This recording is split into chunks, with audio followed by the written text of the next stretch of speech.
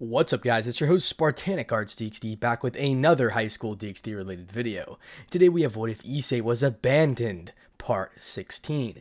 Once again, if we could try to hit 1,000 likes, that'd be absolutely amazing. And if you guys want to know exactly when I upload, such my upload schedule, click the little blue button right next to the subscribe button. Thank you so much for all the support. The movie is back on What If Issei Was Abandoned, the movie. I'm going to keep hyping it up every time because it's going to be a cool story, something different basically. And thank you so much for the support once again.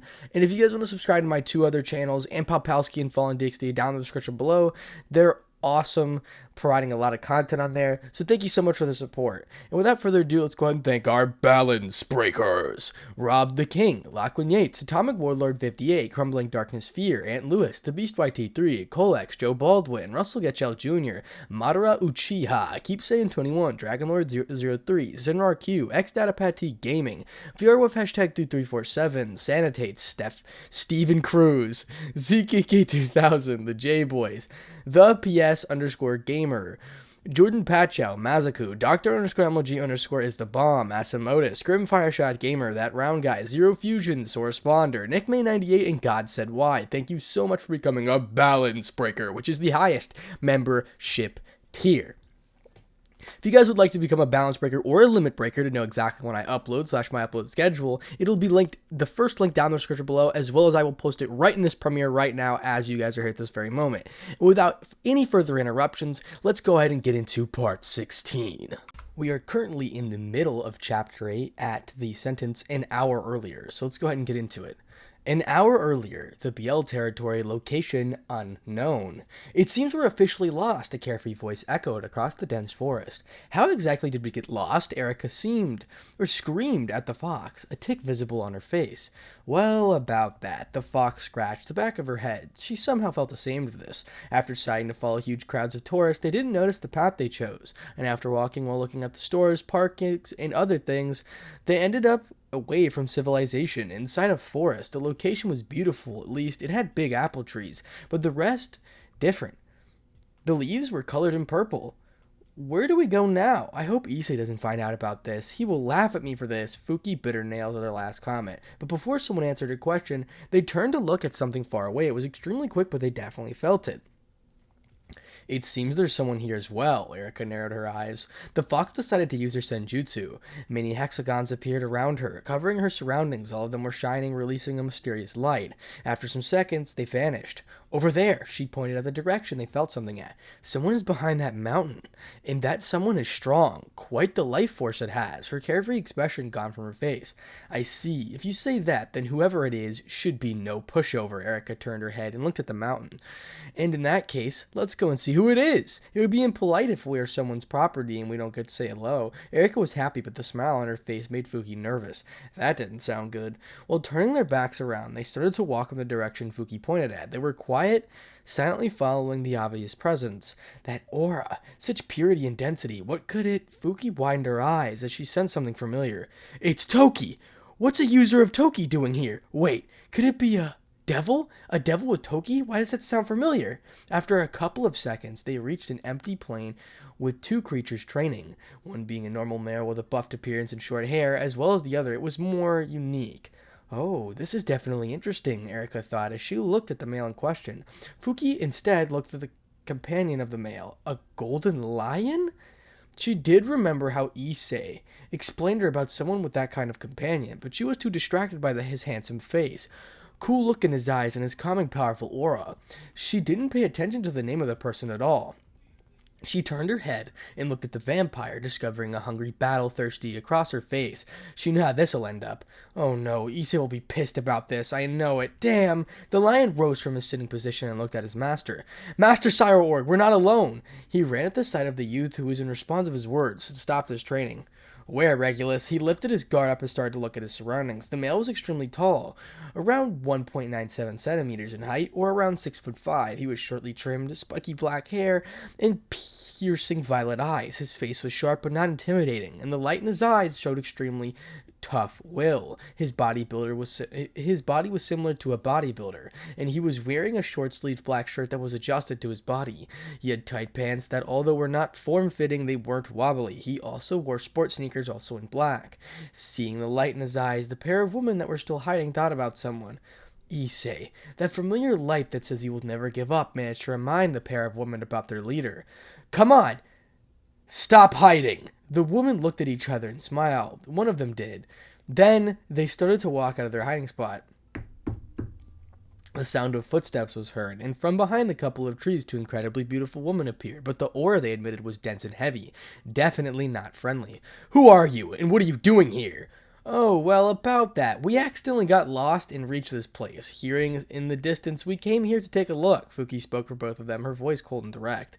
Erika, on the other hand, ignored her words. She was looking at him with eyes shining ominously. Lost? All the way here? To the Biel Mountains? Sarah was cautious. Their story didn't sound convincing. How could they be lost? That's impossible. This place is guarded by the clan guards, and the strength of their auras. They should have come here with a purpose in mind, he started to think. Not bad, you're right, Fuki facepalmed. We're not here because we got lost, rather because of something else. Erika sounded proud and arrogant. Erika spread a discreet glance at Fuki, and just with eye contact alone, Fuki understood. Oh, she wants to fight, and worse, I can't stop her. Well, that's bad. Fuki guessed due to seeing his training, Erika got interest piqued, so she wanted to fight him. Maybe doing that will calm her boredom. The fox kept quiet. She knew that when the vampire was like this, Issei could only stop her. But he was going to do something important, therefore nothing she can do. I see, trespassing the territory is a great offense. Even more if you want to do something here. Yep, Issei's going to strangle me. More problems for us and with the Biel family. He's going to be so pissed. In that case, what's your purpose? Assassination? Terrorism? Saruoya covered himself in Toki. Erika smiled. Sorry, that's none of your business. If you want to know, then defeat us. Erika inadvertently released her aura. Boom! A bloody red pillar reached the clouds and pierced purple heavens. But before long it disappeared as if it were never there. Oops, I don't want anyone to notice this. If Issei discovers this, then he will probably be pissed. Retrieving her aura, she looked at the male in question.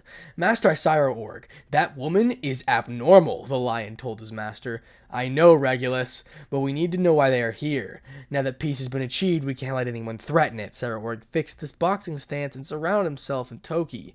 Be prepared. If it's necessary, I'll call you, Regulus. He then looked back at the black-haired woman and at her side, who clearly held no intentions of fighting. Finally, that's more like it, Erika screamed and stepped forward. Like a flash of lightning, she appeared in front of Saruoya and punched. He crossed his arms and received the impact. Bam! He was sent flying across the ground, his legs leaving marks across the ground. What power! Her physical strength is definitely equal to my own. He shook his arm slightly, trying to get rid of his numbness he felt. What incredible force, he complimented the woman. You're not too shabby yourself, she replied. Till today, you're the second person that has received a normal blow from me without any broken limb. Erika was excited. Until now, only Issei was only capable of receiving her blow from her. Second? Now Saruoya was curious. Someone else actually managed to receive a hit from her without much trouble? Who is he? If such person exists, I would definitely like to fight against him. Sorry, can't say, boss. Boss wouldn't be happy if I did. He's easily angered when we give information. Saruoya hid his disappointment and increased his Toki. He then disappeared from plain sight, only leaving a crater on the ground. Erika saw his movement, so she calmly lifted her arm to block. His first came to the left, aiming to her face without a shred of mercy. Bam! A crater was formed when she blocked his blow. Saruoya was amazed. Although this blow wasn't with his entire strength with it, it would still drop an ultimate class to his knees. Fight seriously, devil. If not, then you may die. Thorns were all over her words, and her eyes were serious. Seeing those eyes, Saruoya instinctively looked to his distance. Stepping back, he went to his former position. If I don't fight seriously, then I could really die. Her voice proved that to him. So, he took her threat to heart. Ha! He screamed and increased his Toki to the maximum. A yellow aura covered his body from head to toe and made a crater in the ground. Gales formed to increase the pressure, and his knees around began creaking. On the yellow outline of his Toki, a purple highlight could be seen. The roots of life. Seeing the purple-tinged Toki, Fuki was shocked. Only the greatest beings that reached the limit of life force could be a purple Toki, and this is really close to that. Stop playing and fight seriously, Fuki yelled at Erika, who lifted a brow elegantly in response. If not, then you'll have a really bad time. Erika took her warning to heart. She also felt that this Toki was different from the rest. No more playing, it seems. Saruoya took advantage of their talk and disappeared from her sight. His speed easily doubled what it was before. Astounded, Erika could only grit her teeth and receive the blow. Bam! Such an attack, the entire mountain was dented the earth. Erica took a step back from the impact. "Not bad," she mouthed. Sarah Org only narrowed his eyes and took a small step back. The woman had a small bruise over her cheeks. Even some blood fell from the corner of her mouth, but aside from that, not a single speck of dust was on her body. Both Sarah Org and Regulus were frightened. That punch was around 50% of his full strength, yet it did nothing. However, it was not that it did nothing. Erica, at the moment of impact, used all of her power to boost her regeneration, only leaving her with small wounds, a trick she learned since training with Issei. Cleaning the blood from her lips,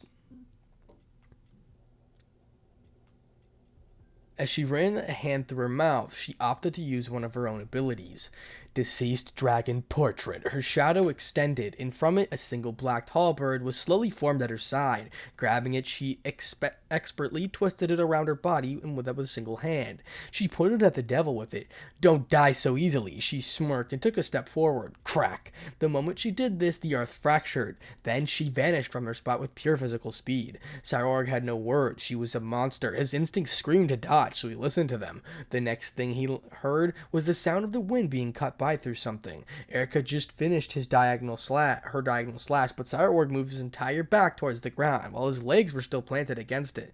He looked like a gymnast. What kind of flexibility? The devil moved his body back and then placed a hand onto the ground and used support, like a handstand. Then, with the same hand, he impulsed himself and jumped. Erica saw this and decided to be an honest-to-God downward slash.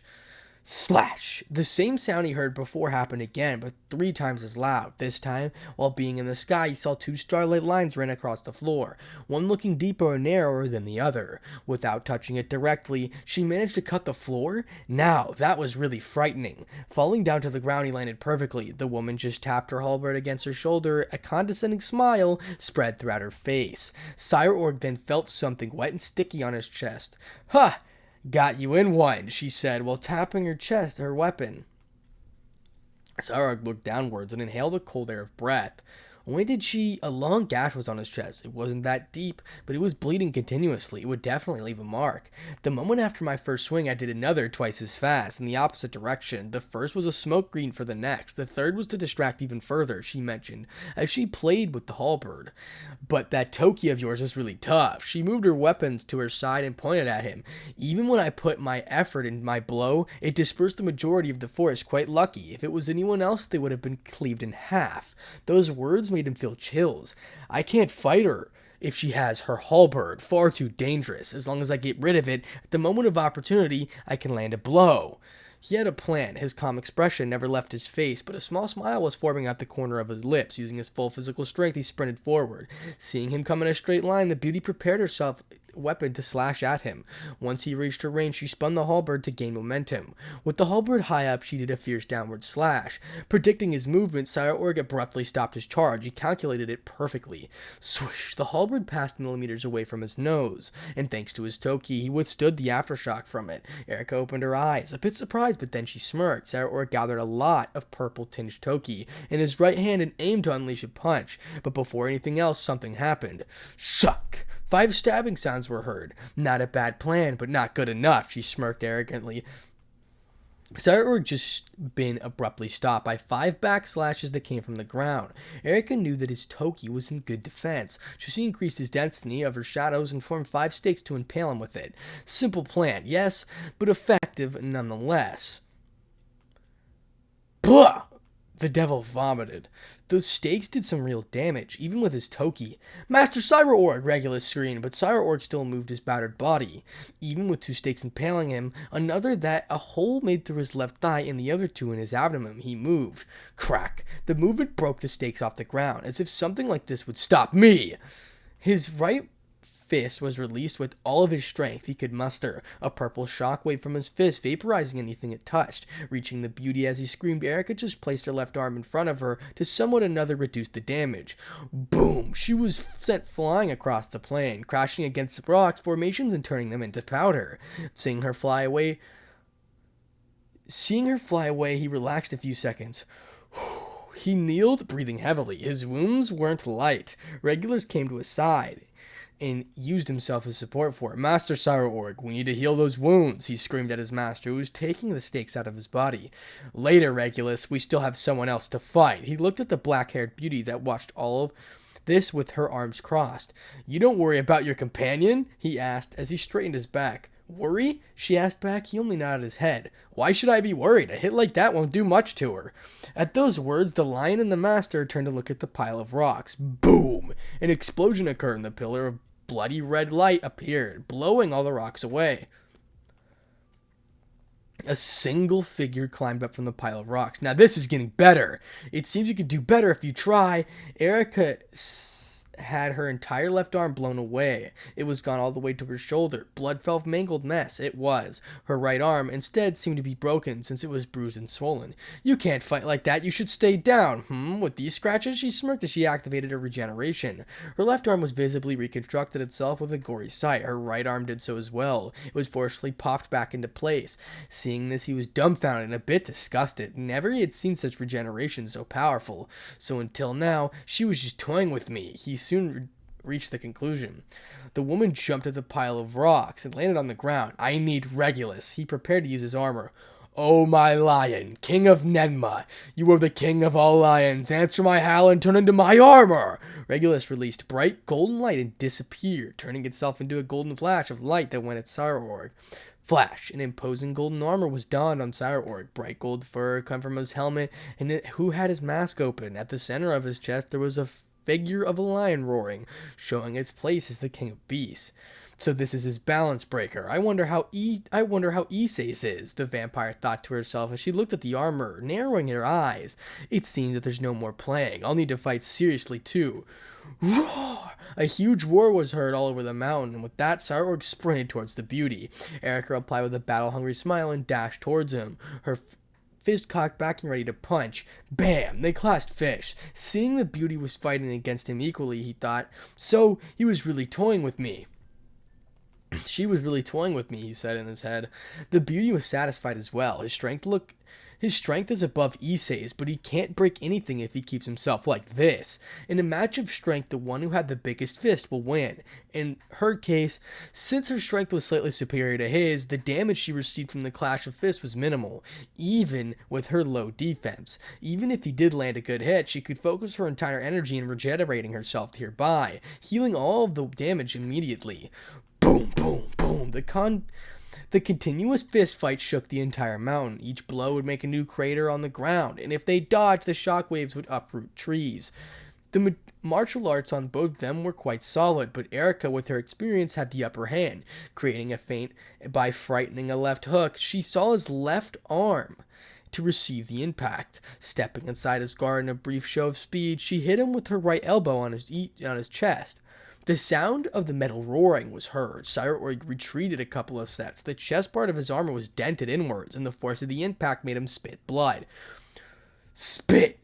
Getting rid of the mouthful of blood, he attacked with both fists, moving them at speed that created after images. Erica read his movements, and before he punched her, she countered with a perfect turning kick aimed at his flank. Crack! The metal of his armor alongside some of his ribs were broken. Sauerorg was sent skidding across the ground. A grunt came from his mouth.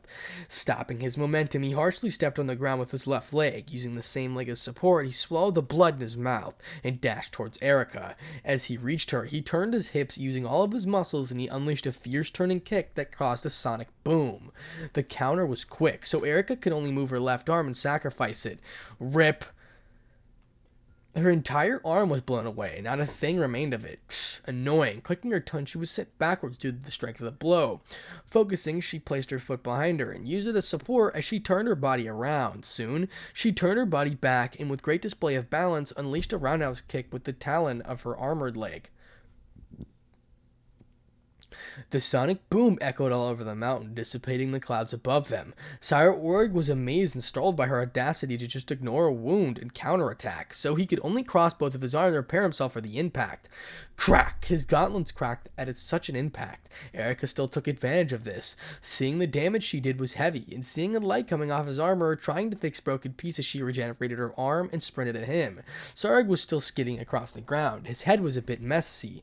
Regulus was already trying to fix the armor, but the damage was big. It was taking time. But the moment his vision came back, he saw the mysterious woman heal the damage of his kick and sprint towards him with a savage grin across her face. He went pale. Cyborg crossed his arms in an X shape and received the blow, his gauntlet still broken and battered. Bang! He felt both of his arms crack at the force of her leg. How strong is he? Breaking my arm so easily even with my armor on? He started to feel dizzy. How strong is she? He started to feel dizzy, maybe because of his blood loss. That kick managed to lift him in the air for a couple of meters. Erica smirked at this and jumped higher with him. Once she reached the sufficient height, she spun a vertical way after 2 front flips. She hit him with the heel of her greaves, right in the middle of his back. Bang! The sound echoed all over the mountain range. Fortunately for him, he compressed his purple-tinged toki all over his back. Thanks to that, the Longinus armor and his natural resilient body, nothing in his spine was broken, but he was sent flying towards the ground. Boom! A huge cloud of smoke filled the sky. That blow actually broke Erica's foot, but she healed the damage before she landed. What a strong defense. That armor and the toki are no joke. For the first time, she mildly surprised. That blow could have turned a couple of top-tier ultimate classes into bloody paste, yet he actually survived without anything broken. His training in the natural defense of his body is absolutely no joke. She watched as the cloud of his smoke disappeared. The devil was trying to stand up, but the back part of his armor was destroyed. Pieces fell to the earth, and a huge black bruise was seen on his back. The rest of his body was also pretty bad. His chest armor had a hole the size of a fist thanks to her, and both of his gauntlets had cracks running across their surfaces. The only part still intact were the greaves, but this one had a big hole on its thigh. Regulus tried to fix the armor, but it took time, something he didn't have in the middle of combat against her. His breath was heavy, and his conscience was alongside leaving him. His vision was blurry, and the blood came from his nose, mouth, and ears. How powerful! He tried to steady his broken body. That kick would have broken his spine if fragments used. Regulus was anxious. That power will be enough to defeat the woman in front of them, but we have no other choice. Let's use that. Then, from his armor, a purple light started to appear from within. As if the rays of light were the little fireflies, the particles of light scattered themselves around the pane with humming sounds started to surround the armor. Something stronger? Erica was interested. Seeing the serious face of the devil, she noticed this was his last trump card. She started manically laughing. You'll use everything. Then I shall do so as well. A pillar of red light reached the heavens, tainting the sky with a sickening red. The ground beneath her started to crack, and her eyes started to shine. Impossible! He wanted to deny the sight in front of him. She still has something hidden? What is she? Cyborg was amazed. He has never met anyone that completely defeated him in his own game, physical strength. The only one that has pushed me like that is Issei. He remembered his fight during the raiding games. He wanted to fight against him once again, but he needed to wait. The red pillar of light increased the diameter, and soon the earth started to tremble. Erica remembered when she explained the ability to Issei. Flashback. Basically, this flashback is just them explaining the ability. Flashback end. After deciding to use her trump card, various seconds flew by, and she remembered the moment with him. Lord of... Her chant was stopped when she felt a rather familiar aura appear near her. Oh shit, this is not good for me. She turned her head back and saw the only person she didn't want to see right now. With the eyes that said, "You're fucked," Issei demanded. Explanation, and it better be a good one. Issei appeared next to Fuki, who right now had a red bump on her head. She was on her knees, was rubbing the swelling while sobbing. It seemed his punch really did hurt. Issei then started to walk closer to her. Cyborg saw the hole. She turned around, as if scared of something, and gave her him back. What happened? Why is she acting like that? He then felt a big aura nearby. It was dark and heavy, giving off a cold and sharp sensation, like a knife on his throat. That aura alone managed to make him feel goosebumps all over his body. Even his hair stood on the end. What ominous aura! What could possesses such a heavy presence? He then saw a figure walking close to the woman, but because of his wounds and his blurry vision, he couldn't distinguish exactly who it was. The figure talked with a sharp voice. Amuse me, please. What is your explanation? I'm trembling with the expectation. He reached the woman and stood right in front of her, and his look was dead serious. Yeah, well, about that, it's quite the story. While scratching her cheek as she turned her head away. I knew she didn't have a good excuse. Told you. His brow was twitching, and faster than lightning, the hit her right on top of her head, creating a similar bump to Fuki's. I told you not to gather attention, and here you are, messing with the strongest devil youth in her hair of the House of Biel. Meanwhile, she was on her knees, rubbing the bump on her head. Damn, he hits really hard when angry. The bump hurt much more than the strike of the devil, at least for her. I told you both, again and again. Not having enough time to scold her, Issei turned around and looked into the distance. We need to leave. Someone strong is coming. The vampires soon felt the heavy aura flying at them at max speed. Issei pulled the vampire by her waist and moved close to Fuki, who was still rubbing the bump on her head. Hellgate, he muttered to himself, as the familiar vortex appeared from behind them. She let the vampire prepare to leave. What's your name, woman? Cyborg screamed as he tried to come closer, but his wounds lost sense of balance and made him stop on his tracks. The woman turned and smirked at him condescendingly. A loser won't know my name. Then she turned around, and like the other two, she stepped inside the portal. At the distance, she could see a bright red light coming towards the location. Let's fight again, devil! Like that, she vanished. Sire Org was left alone. His wounds made him feel lightheaded. His body was wobbly, and soon he dropped on a single knee. He couldn't feel anything. She really did a number on me. He soon after felt a hand on his shoulder, and a familiar red-haired man was standing in front of him. He was accompanied by a silver-haired maid and a Japanese man with a scaven katana at his side. Sire Orkan, what happened? Seeing the state of the young man it was in, Sir Zex couldn't help but worry. The maid quickly walked near him and kneeled. A magic circle appeared on her hand, starting to heal him. The Japanese man went to his other side to support his body. Sir Zex-sama, Sire Org's voice sounded tired. Let's heal you up first. After some minutes, he was sitting on top of a rock. The majority of his wounds already healed somewhat. Now, Sire Org, what happened exactly? When Sir Zex felt a huge aura all the way to his office in the capital castle, sensing that it was not friendly and filled with bloodlust, he summoned his queen and knight to accompany him in the search of the origin of this aura. Well, it started like this, Sire Org sighed in defeat and started his explanation. 20 minutes later, the three adults had frowns on their faces. This is bad, Sir Zex muttered. The rest present nodded at his words. Someone that was capable of defeating Sire Org with such ease and still have enough strength to make us feel it all the way from the capital. Whoever she is, she's not one to be messed with. Truth be told, in the beginning, he didn't believe his words, but seeing the light in his eyes, he knew that Sire Org was telling the truth. And that's what happened. He stood up from the rock, Regulus at his side. That woman, whoever she was, is not to be trifled with. I must admit that if we fought with everything I had to offer, including the breakdown of the beast, I'm only 70% sure of defeating her. His words sounded heavy, and Sir Zex could only accept it. She's that strong, and hasn't even reached 20 years old? I don't know how to call her. A genius or a monster? Sir Zex now had another trouble to deal with. Thanks for the information, Sire Org. If anything related to her happens, we will make sure to inform you. The maid professionally answered, Thanks. His hearty smile managed to remind her about Issei. Issei, huh? Her thoughts once again drifted off. Seeing this, Sir Zex decided to leave. Sire Org, we need to leave. Anything else you want to say to us? Yeah. Aside from the woman accompanying her, another person appeared. He seems to be the boss. Sire Org remembered the last moments right before the figure appeared. A man? Sir Zex was intrigued. Yes, I couldn't see him well enough, but the woman obeyed his orders without questions asked, so he should be stronger than the woman if she's willingly following him. He nodded at the words of the Mao. Something else, Crimson Satan. The lion talked to the Mao.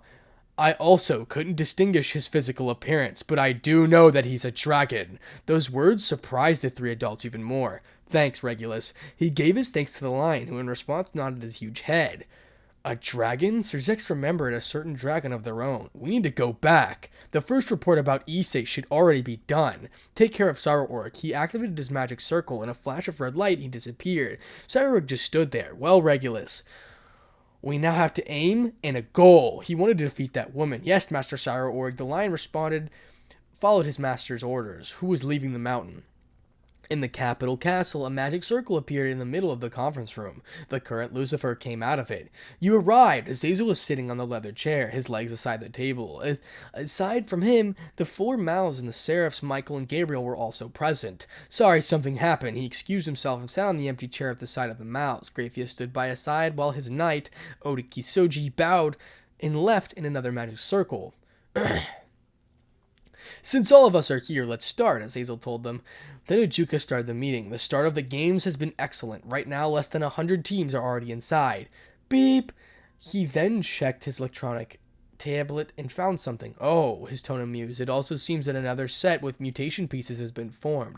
This got the entrance of the ones present. Another? This should be the fifth, right? Serafel asked in a professional way, something very rare. Yes, right now, only sets with mutation pieces are those of Shiva's proxy, Typhon, Indra, Vali Lucifer, and this one. He kept reading, and soon a piece of information made his eyes wide in astonishment. It seems this person is more special than we thought. Ajuka's eyes held a surprised gleam. Why's that? Azazel asked, while taking his legs off the table. Well, about that, Ajuka, Sir Zex asked his friend. Rare the times he saw him like this. The first set with 3 mutation pieces was formed today, he managed to say. Silence. No one could say a thing. But as soon as it came, it was gone. You've got to be kidding me. 3? Even Indra only managed to get a mutated piece queen in a bush-up. Typhon only got a pair of mutated bush-ups, Azazel shouted. The rest present were amazed. Someone more than the others. But with the only time they were sure, this being is certainly special. What else you got? Sir Zex changed his speech to a more casual tone that seems has left him dazed. The maid standing behind him said, Excuse me. Seeing the violent look in his wife's eyes, he quickly apologized. Which pieces does he have? Gabriel asked, sweating while placing a finger on her chin. It seems he got strong pieces, Ajuka read the report, but even he had difficulties in believing this. Strong? Azazel asked, interested in the individual. Serafel took the tablet in excitement and replied to everyone. Yes! It seems he got a pair of mutated rooks. Oh, and a mutated queen as well. Ajuka was still lost.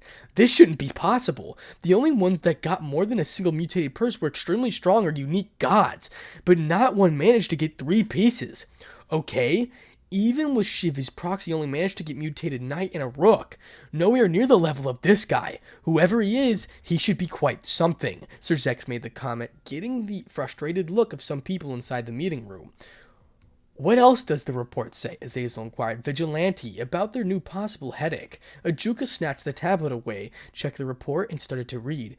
Name, Ryu. Age, 20. Race, dragon. Sex, male. Occupation, traveler. Hobbies, fighting. Reading, speciality. Close quarter combat, personality. Personality, direct. Cold, serious. Height, 6'1".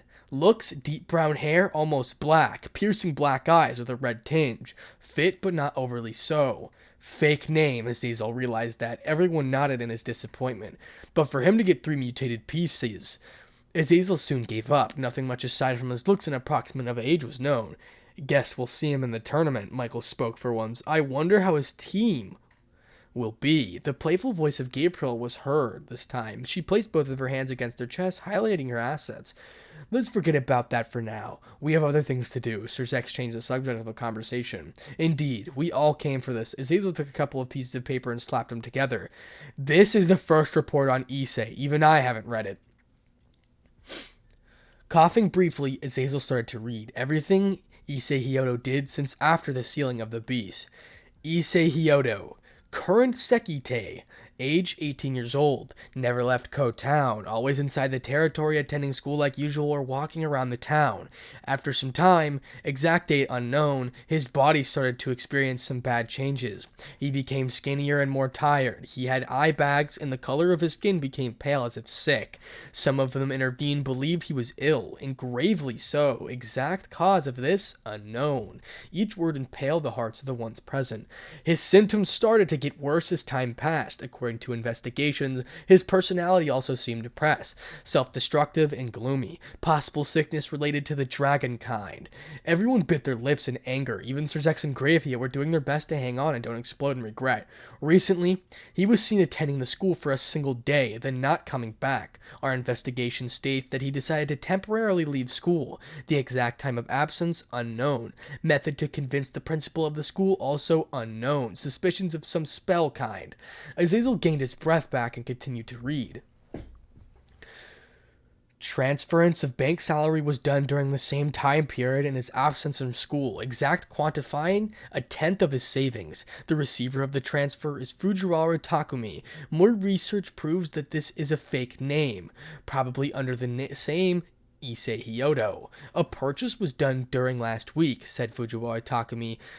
bought some clothes at his special store. The clothes were specially made, hereby aside from what they look like. Not a thing is known. More information about him unknown. Last day seen, Tuesday last week. End first report. Azazel finished reading, but he was trying not to laugh. The name of the one he recognized after all. All that point to the person was an excellent driver. Anything else? Sir Zex asked, hope in his voice. Graphia behind him was also the same. The report about Issei ends there. Azazel recomposed himself and told the Mao. He saw the red hair's expression morph into one of rage. Damn it all! He screamed as he stood in his position. He was furious. Nothing. Absolutely fucking nothing. Smash. The bang hand against the table, cracking the breaking apart of it. Gravy was behind him, biting her lips, and her blood fell from the corner of her mouth. If one saw closely, one could see how her body was trembling. It seems that not the end of it. Here's another page, but this one is different. Azazel flipped the page and started to read. Due to suspicions about the response of Grammary Parage, we did another investigation, this time related to what they have done during the same period of time. Those words made everyone widen their eyes. They didn't understand. Why did they decide to do this? An investigation to Rias's Parage? According to research, each of the members, female, Grammary Parage aside from Ras Visa and Gasper Valid, were in Ko-Town during this time period. Hiding the smirk in his face, all of the mention of Gasper Azazel continued. Inquiry proves that every one of the Grammary Parage was seen on the multiple occasions with unknown males. After a period of time passed, they were seen more frequently and sometimes they stayed all night together. Evidence states that during this time period, no sexual activity was done between them. The words of the report shocked everyone. What are they saying? Sexual activities? Things just didn't make sense. What are they implying with this? Azazel decided to continue.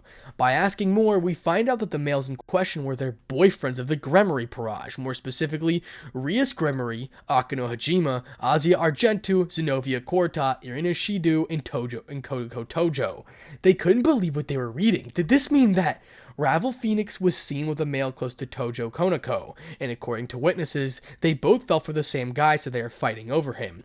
About the male, Kibayoto, it seems he was ordered to do the devil jobs for Issei Hyodo. As a result, he wasn't seen in the Hyodo mansion for weeks, we believe. The great amount of work he had to do. School, and since twice the maximum amount of devil jobs, he was hereby exhausted. The report still continued, but it seemed that it was only for Azazel's ears now.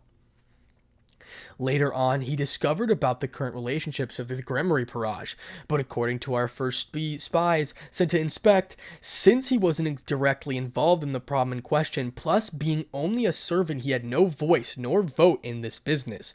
He literally couldn't do anything. The phrase was taken from Kibayuto's diary, page 56, line 14. Azazel left the report on the table and managed his forehead with his eyes closed. He could only sigh. Shit, this is such a fucking mess. Reading the report managed to fill his gaps in knowledge. Damn, I'm too old for this shit. So you left because of that, Issei. I really can't blame you. I'd probably have done the same. He turned his eyes to the ones he was worried about. Sir Zex and Gravy were frozen solid, trying to assimilate the words just now. Bam! The Sir Zex struck the table again, this time turning it into smithereens. Fuck! They saw the man in question, being surrounded with dull red light. As everything in his surroundings started to disappear, all began breaking apart that started to float in the air.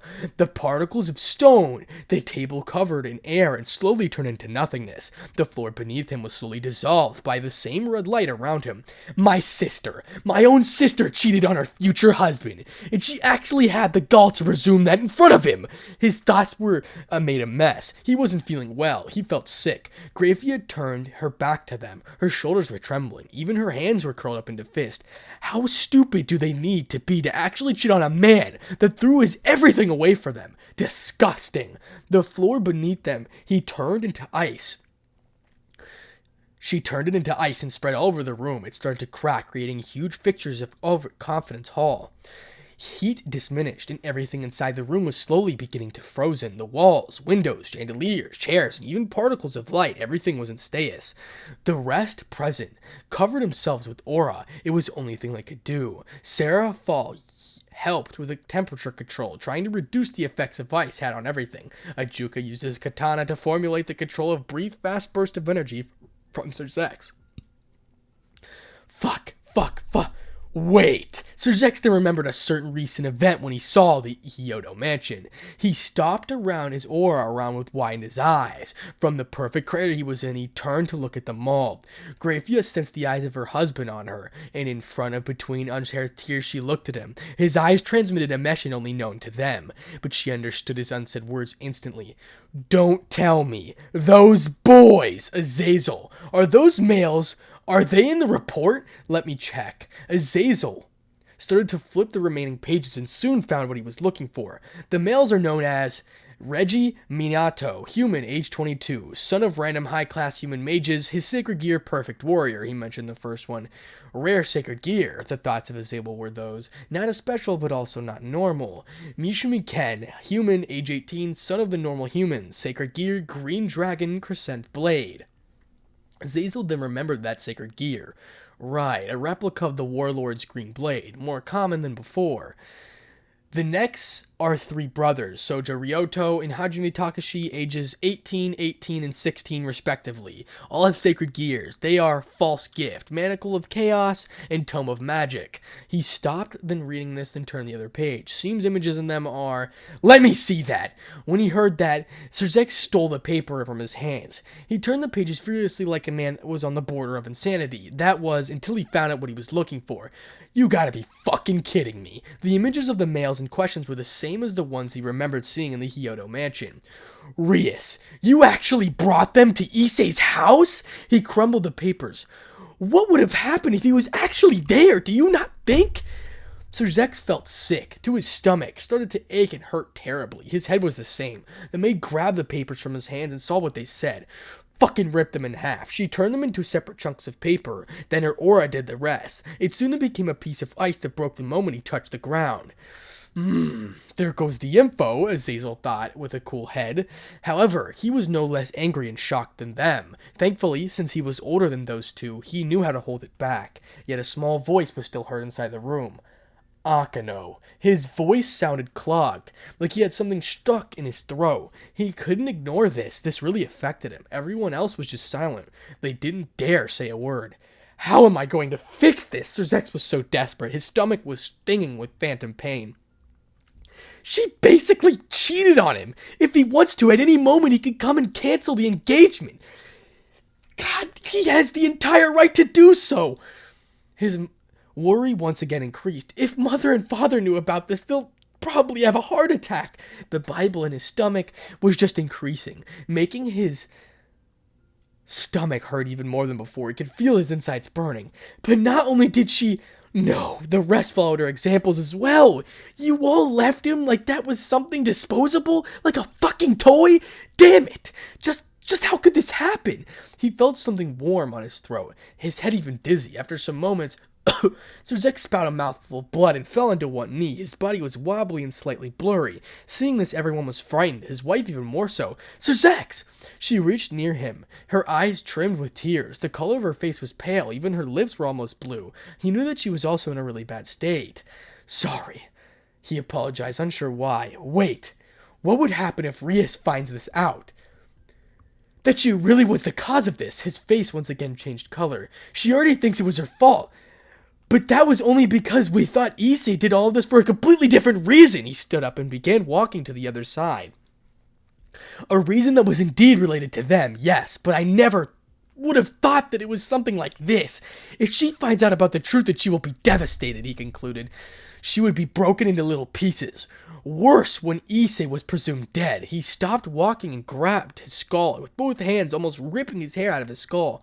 We can't let her find out about this. If she does, before anything of this is solved, then I don't know what the result will be. He looked at his wife and grabbed her hand. We can't let anyone figure this out. If the wrong people know about this, then I worry about the worst. His words made everyone open their eyes. They didn't think about that. Issei unknowingly had a lot of political weight, especially with the Norse and Shioto factions. If something like this is known, then every effort they put until now will be for nothing. Everything will be for naught. And that was a political scale. On a more personal scale, they didn't know how their own factions would react to this, and more importantly, how the girls would react. The situation could never be more worse than the release of the beast. This now scaled into even higher league than before.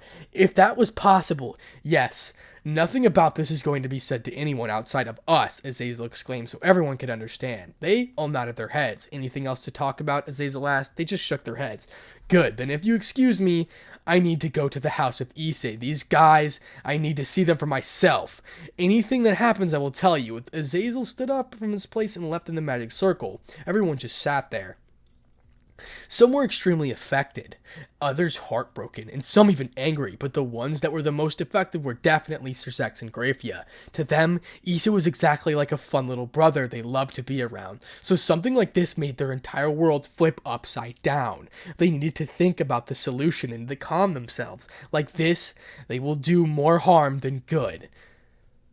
Scene change, Hyoto Mansion, training ground number 2. Ever since the Grimoire Barrage regained the strength, everyone has been training manically. It was all training early in the morning, midday, and then until night. Thanks to that, the guys managed to improve somewhat. Not at the pace of the Grimoire Barrage, but decently enough. Now they could force Kiba to use his balance breaker, Sword of the Betrayer. But when he uses it, they lose really fast. Once again, everyone was sprawled all over the training floor, breathing heavily and bleeding. You've improved, but it's still not enough. Kiba reprimanded them. But what could they do? They normal humans and not hybrids like them. Even their talent was subpar. Their only decent quality was that they will have to become stronger. That was more or less praiseworthy. Kiba-san, we have been thinking about how strong you actually are. Would you show us? Hajime asked while standing. It may be good, he agreed. That way it would temper your mind and spirit so that you don't get scared in the middle of battle. He went a distance away from and prepared himself. It was some that he let loose. The rest of the males present lifted their tired selves up and watched. Breathing in, Kiba closed his eyes. He stood there for some brief seconds and then opened his eyes. Gone was the kind look he once had. Instead, he replaced by the sharpness equal to that of blades. Everyone felt a chill up their spine. No aura could be seen, but a heavy atmosphere was real. What's happening? Reggie thought. As he looked at Kiba, his whole body was paralyzed and couldn't move. Turning his head with difficulty, he saw the rest were the same, and the Hajime was pale. He was always the one that was more sensitive at magical sources, at least when compared to the rest. Soju and Ryoto at his sides were almost the same. The difference was the one was trembling while the other one was biting his lower lip. Ken had the eyes like plates. Pure shock was written all over his face. He even swallowed the saliva in his mouth. Then Kiba started to move. He opted to perform a simple sword dance and increase the power as he went through. That way they could resist it without fainting in the beginning. He moved. Placing all a foot forward, decided to use his normal balance breaker. As it started, he began performing a fight with himself, twisting, spinning, and moving at a speed barely perceivable with the naked eyes. He turned his sword in swiftly and elegantly, even better than a professional. Those movements made Soji, who also trained swordsmanship, feel shock and admiration. Kiba looked at the males who were gradually getting used to this level. Good. Time to increase the scales a bit. Balance breaker! At the thought, a dozen dragon-looking knights surrounded him, even moving at fast speed, rivaling his. He quickly ordered them to fight against him, no mercy. Seconds turned into minutes as he continued his fight. 12 versus 1. After sweating for a while, in the corner of his eye, he saw how the males were dumbfounded, their mouths left hanging wide open. So he was holding back this much? Damn, why? Why is he so strong? What pushes this so far? Reggie thought as he watched the pearless sword dance. In his eyes, Kiba was already far from human, if the sacred gear or gears proved him otherwise. Hajime was watching the 12 knights, his eyes shining. He couldn't think about anything else but the dance. Kiba really was worthy of the title genius. Soji and Ryoto felt weak, extremely weak. Never would they ever thought that Kiba was so powerful they still knew that he was holding something back. It seems you've accustomed yourself to this level, Kiba screamed at them, breaking them off their thoughts. Everyone just thought, this he could still go up? That's good. In case, I'll show you a bit more since you were capable of holding it until now. Consider this where you should aim. Then Kiba created a magic circle. It was pitch black in color with an ominous miasma surrounding and coming it off. Multiple amounts of curses and demonic signals were spread evenly on its surface. In the circle, a beautiful woman's sword was seen. A beautiful sword was seen. I don't know why I said woman. It was two-handed, bastard sword. Its colors were black and red, with little gold accents on its handle. The tip of the sword curved slightly inwards and back out, forming the edge of a blade. The sword gave off the impression of being able to killing anything under the heavens, whether it's a man or God. A pitch-black aura surrounded the entire sword, giving another creepy feeling to it. It was as if the sword itself was cursed, something you're not supposed to hold. Everyone felt goosebumps when they saw that the sword and instinctive fear filled their entire bodies, and soon they started to tremble. Just looking at that blade makes me feel sick, Reggie thought as he looked at the blade. Just what is that sword? Something like that can't be the product of a sacred gear. This amount of power in the hands of a human is so unreal. Ken kept watching the aura on the sword. What exactly is that? That's not a sword nor a blade. It's a sin given form. Soji never stopped watching the blade. Not bad. You withstood the aura of Graham. Feel proud of that. Kiba knew that if he swings the sword, they will probably not be capable of handling the impact of its offensive aura. Therefore, he decided to stop his sword dance and walk towards them, suppressing the aura of Graham as much as he could. Graham? That has a name? Soji asked as he pointed on the blade. Indeed, that's her name, and please don't say it's an it. Kiba lifted the sword in his left arm and corrected him. She's the demonic sword of the Emperor. Graham, a sword held by the Norse hero Sigfrid, used to slay Fafnir. It's the strongest demonic sword that exists, rivaling Calibrand or Caliburn in the strength. Caliburn? Does it exist? I thought it was just another legend, Soji asked.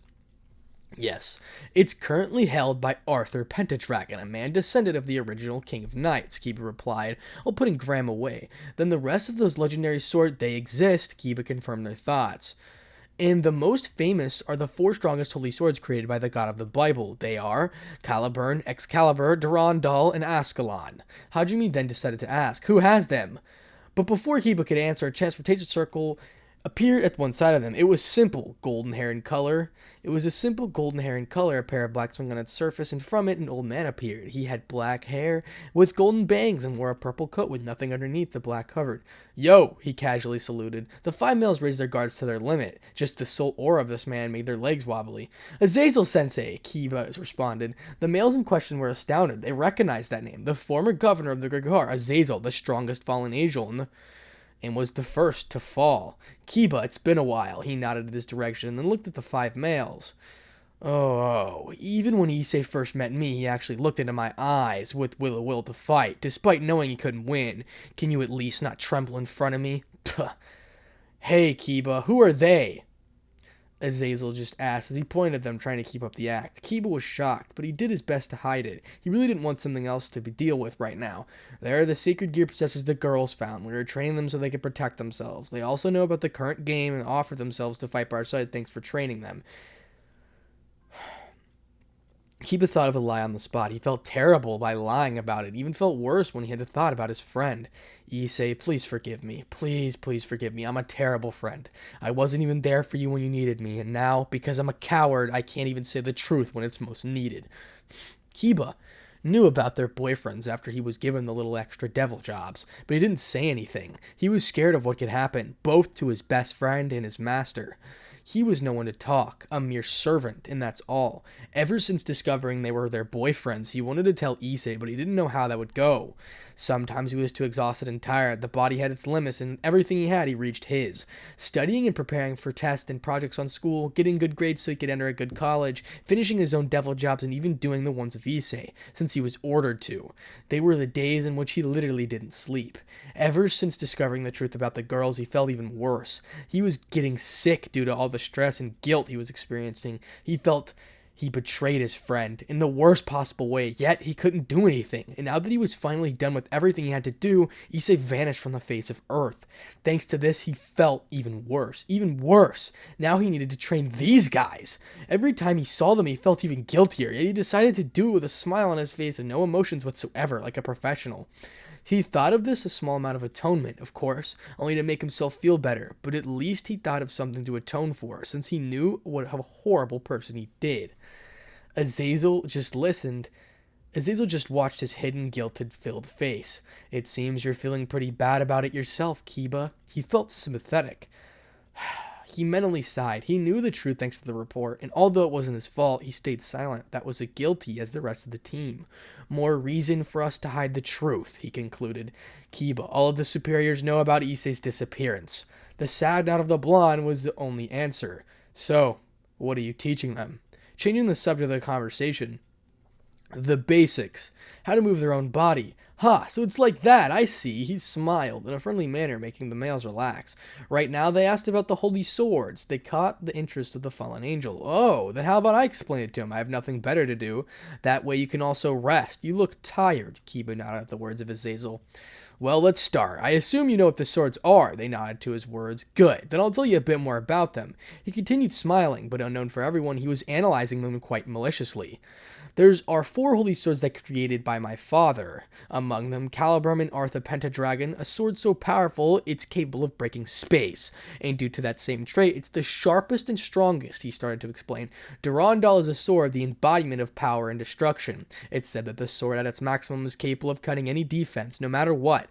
The current wielder of it is Zenobia Corta. At the mention of that name, everyone was surprised. You didn't know? They shook their heads. Well, Zenobia was chosen by the sword. Oh, right. Once a weapon reaches a certain level, it's capable of gaining wisdom, therefore capable of choosing its owner. The other sword is Excalibur, broken during the Great War but fixed. Right now it's also wielded by Zenobia, but she's not very good with it. It has 7 abilities. Rapidly, Destruction, Mimic, Nightmare, Blessing, Transparency, and Ruler. In a few words, it increases your speed and destructive power. It changes shape, it creates illusions, it makes holy elements more powerful. It makes you invisible, and it's capable of ruling over everything. The comment made them open their mouths that such bullshit weapon exists. Next is Ascalon, used by St. George to slay the absurdly strong dragon for its ranked into the town. The weakest of all the swords, but its dragon-slaying nature capable of gravely wounding any dragon which at the stretch, and it's currently wielded by Issei Hyodo, the Sekiuti. Yet another piece of information that made them even more shocked than before. Damn, he's such a monster, they all thought. Wielder of the Longinus, with a dragon sealed inside of it, killed a creature of true myth and legend, friends with many gods and legendary creatures, and now, wielder of the 4 strongest holy swords. Each day, Issei Hyodo became even more unfathomable existence for them. Azazel just looked at them, seeing the envy and greed in their eyes. As he mentioned Issei, he understood. So they feel great envy towards Issei. How did such a common and perverted guy could be so special? He read them like a book. He was a millennia-old fallen angel, reading the pair of snotty-nosed brats like it was nothing. I don't know what those girls saw in them, Azazel thought to himself. Maybe a Graphia or Serafal can explain it better to me. He just stayed there and looked at them soon after. He vanished when the 5 weren't watching, and he no longer had anything to do there. A couple of hours later. The training stopped and the guys left the mansion and went to their own houses. Aside from Azazel, who they thought to be somewhere inside the house, all the rest were inside a room. The entire barrage was inside the mansion, doing nothing in particular. Right now, they were sitting at the main living room. While one was doing a different thing, Kiba was reading a book trying to calm himself down. Rias and Akano were watching TV, but their eyes weren't on the television. They were actually thinking about something else. Probably Issei. The church trio were playing amongst themselves. It seems the cards this time. Ravel and Konoko really, though, were close to one another, not disturbing the other in the slightest. Ravel, like Kiba, was reading a book, and Konoko was eating some sweets from a pile in front of her. No one talked. They were too focused with their own business. The sound of TV was the only thing that made a slight noise inside the living room. Like that, they just stayed there until the movie ended. Seeing the credits, they waited for another one to start. Abruptly, everyone felt an increase in magic inside the living room, and the sudden magic circle appeared at the entrance of the room, directly above the red carpet just by the door. From it, 2 exponent figures were seen. Hello, everyone, we're back. A polite voice was heard. Ria-senpai, Akano-senpai, Kiba-senpai, we're back. A childish voice was heard as well. The second figure jumped from the circle and practically ran at them. Gasper! Ria smiled as he saw the vampire running towards her. Reaching her, she hugged him. I'm glad you're finally back, she spoke. While looking at both present, Gasper looked exactly the same since last time they saw him. Not even a hair was in the wrong position. He still wore Co-Academy girl's uniform, but it would be weird if he didn't. We actually met the RC club, but since no one was there, they decided to come here together. It seems our guess wasn't wrong. A figure moved away from the circle. This one being female, a rather special Valkyrie. Rosvisa, I'm so glad you're finally back, Rhea smiled at her. Rosvisa was a beautiful woman who gave the impression of a pure and relaxed woman. This one was white short dress. It was similar to Snow and had a few purple engravings and frills. The dress was sleeveless and showed a big part of her cleavage. It was short, but not extremely so, only reaching high mid-thigh. The eyes of the ones present managed to make her blush. I hope he likes it, she thought, while turning over her head.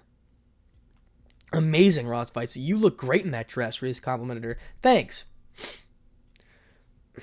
If you're here, then everything in the north should be done, right? Prius asked, a little anxious. Yes, everything was accomplished perfectly. The beast will no longer trouble us. Those words relaxed more than one. Thankfully, everything ended well enough. Gasper, who was sitting quietly, noticed something almost immediately. He turned his head looking for someone. Where's Issei-senpai? His comment froze everyone present. No one dared say a word. Ross Weiss noticed this and asked, slightly worried, Guys, where's Issei? She started to look in everyone's eyes. All guilt held inside them. Kiba just turned his entire face and looked at the side, ignoring the scene. Ross Weiss, Gasper, Rias gathered enough courage to decide to answer her question. Akano at her side was biting her lip. She didn't have the courage. She could only stand on the side of Rias as some kind of moral support. Issei has been missing since a week ago. And get cliffhangered. I feel bad for doing this, but once again, I am tired. So I stopped right there, right at the middle of Chapter 8. Thank you so much for the support. Before all of you leave, if you would like to become a Balance Breaker or Limit Breaker, it will be in the first link in the description below, as well as subscribe to my other channels, as well as What If Issei Had Ultra Instinct, the movie, will be coming out soon enough. Thank you so much for the support. It's been absolutely amazing. I cannot thank you enough. I have 14 days before I go back to college and show everyone just exactly what the hell your boy was doing during that training session, okay? Because when I tell you I look better than before, I promise you that. I had something to prove, and oh shit, I proved it. So thank you so much for the support. I just wanted to thank you guys so much. But when college does come around, I'll just let you all know right now that it'll most likely be like 2 or 3 uploads a week instead of 5. So I apologize for anything in advance, but it's gonna get really hard during college. I'm gonna have school, track, and that all at the same time, as well as trying to balance an actual social life. Rare coming from a YouTuber, I'm aware. But thank you so much for the support. But don't worry, I don't have a social life anyway. All I do is train, record, and read Dragon Ball manga. But but thank you so much for the support once again. Hit the like button, 1,000 likes, that'd be absolutely amazing. I cannot thank you all enough. 30,000 subscribers. I'm gonna let that sink in for a moment. 30,000 subscribers. We're so close to 40 and 50k, and achieving those I feel like is gonna feel better than ever achieving 100k. I'm always in for the plaque. I'm gonna continue this hopefully for the rest of my life. I'll never fold, trust me. And without further ado, I just wanted to thank all of you from the bottom of my heart. I seriously can't thank you enough. It's been one hell of a ride. I'm not quite, that sounded like I was quitting, but it's just been one crazy ride. So without further ado, Spartanic Arts DxD out.